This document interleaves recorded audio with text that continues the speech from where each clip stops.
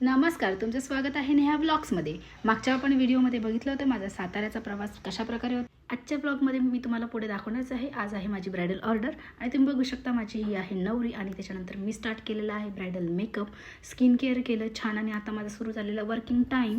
त्याच्यानंतर आम्ही केला नाश्ता।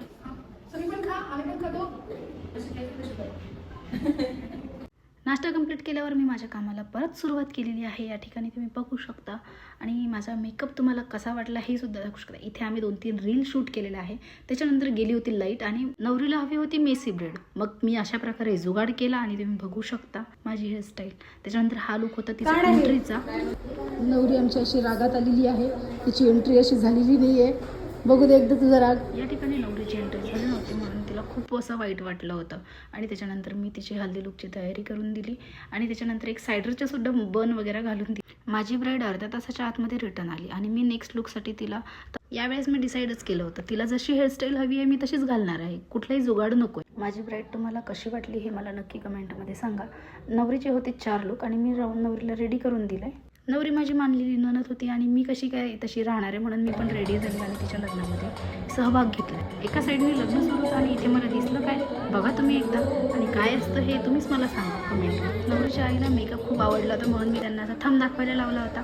मग मी केले जेवण। त्याच्यानंतर ही आहे माझी पार्टनर। विधीच्या लुकसाठी मी नंतर तिथे गेली आणि स्वतःचे पण व्हिडिओ काढले। त्याच ठिकाणी ब्राईड माझी रिव्ह्यू देते। खूप छान मेकअप केलाय, बेस पण खूप छान बसलाय, पण फक्त थोडी घाई असल्यामुळे मला रिव्ह्यू देता येत नाही नीट। बाकी सगळं सुंदर आहे आणि मी तिला एक अशी एक किस देते फ्लाइंग किस।